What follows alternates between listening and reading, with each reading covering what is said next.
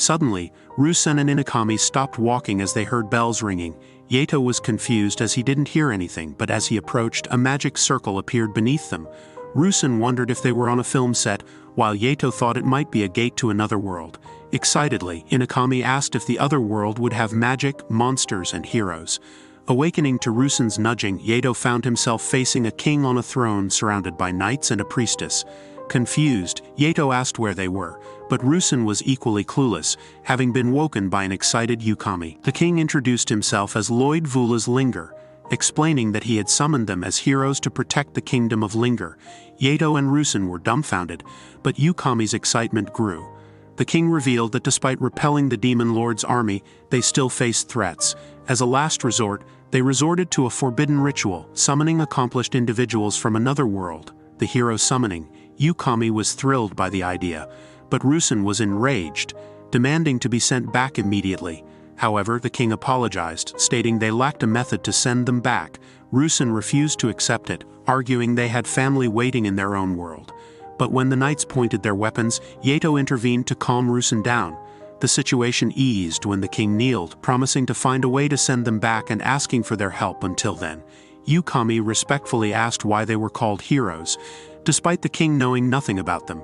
The king's advisor, Wei, explained that the ritual summoned accomplished individuals, signaled by the ringing bells they heard. They realized Yato hadn't heard the bells, understanding he was dragged along involuntarily. The trio followed Wei to have their magical abilities measured using a crystal ball.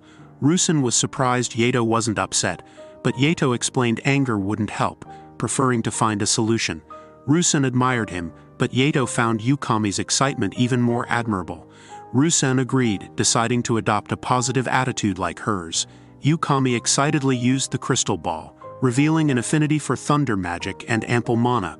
Rusen followed, discovering an affinity for light magic, surprising him. Yukami explained its potential uses, teasing Yato's skepticism. Learning light magic was effective against demons. Rusen began to understand its value. Next, used the crystal ball, uncertain if he had any magical power. Hoping it could help Yukami and Rusen, the crystal ball glowed with a soothing green light after Yato's touch. WSI panicked and dragged Yato to meet the king, who was surprised by their arrival. He immediately inquired about the heroes' magical abilities. While confirming their incredible abilities, WSI's expression turned serious when she reported that Yato's use of the crystal ball resulted in a green light. The king's demeanor grew grim, causing even the knights to worry. Yato feared his magical affinity was terrible. The king considered the safest place to send Yato, prompting Yato to worry if he was dangerous. However, the room's occupants had indescribable expressions. A woman in a white uniform entered, questioning the king about the summoning ritual. Spotting Yato, she asked if he was a hero, causing him to retreat in fear. The king nervously explained Yato was an ordinary boy accidentally brought into their world. The woman, Rose, introduced herself as the leader of the rescue team, leaving Yato uneasy about her intentions. WSI informed Rose of the heroes' whereabouts, and Rose decided to meet them. The king sighed in relief, but Yato asked about the meaning of the green magic. Everyone was shocked, and Rose immediately requested to take Yato with her. The king instructed Wei to send Yato away, but Rose caught up quickly. She promised to train Yato as a healing magic user.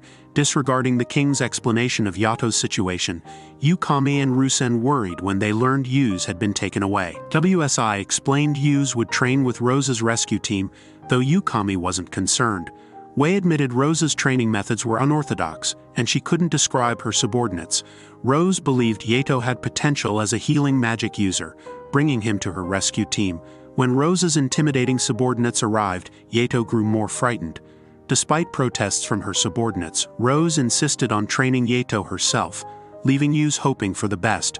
Rose pondered how a healing magic user from another world would fare. Yato hoped it was all a dream but faced reality when he saw Tong SN on another bed. Alec informed him of visitors, bringing relief to Rusen and Inakami, who apologized for worrying. Yato, determined to endure his training, spurred them to do their best. Yuzot worried about Rusen's struggles as heroes and Inakami's well-being. Determined to support them, he faced his fears when Rose approached. She allowed him to talk to his friends except during training, and gave him a journal to document his regimen and feelings. On the first day, Rose taught him to sense mana and read about their world. Aware of the kingdom's proximity to demon territory, she had him study basic information. Day 2 involved intense running, unlike magical training expectations. Day 3 was similar, with Rose healing him when he couldn't continue, pushing him to keep running. On day 4, he struggled to keep up with his teammates, enduring insults from Rose. By day 5, signs of healing magic emerged as he ran. Day 6 saw Yato criticizing Rose as she made him run in the rain. He discovered his healing magic's light but questioned its necessity. Day 7 brought another round of running and a tough beating from Rose. Wondering if she read his journal, he faced more challenges on day 8. On day 9, he used his healing magic to cope with injuries, realizing its importance. By day 10, he could run tirelessly, but doubted if it was enough to aid Yukami and Rusan. Unable to voice his concerns to Rose, she added more laps, motivating him to finish his training. On day 11, push-ups were added to improve speed. Rose explained the physical training aimed to enhance evasive skills from enemies. Rose explained to Yato that the training would not only enhance his ability to escape, but also to save his allies faster. Yato found it unsettling that he wasn't scolded much this time.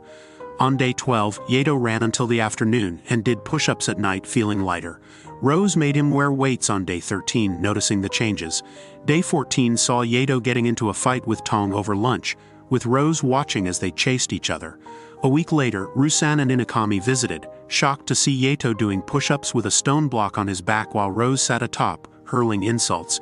Yato talked back, sarcastically remarking on her weight, prompting her to add another block. Yato refused to yield, using his healing magic.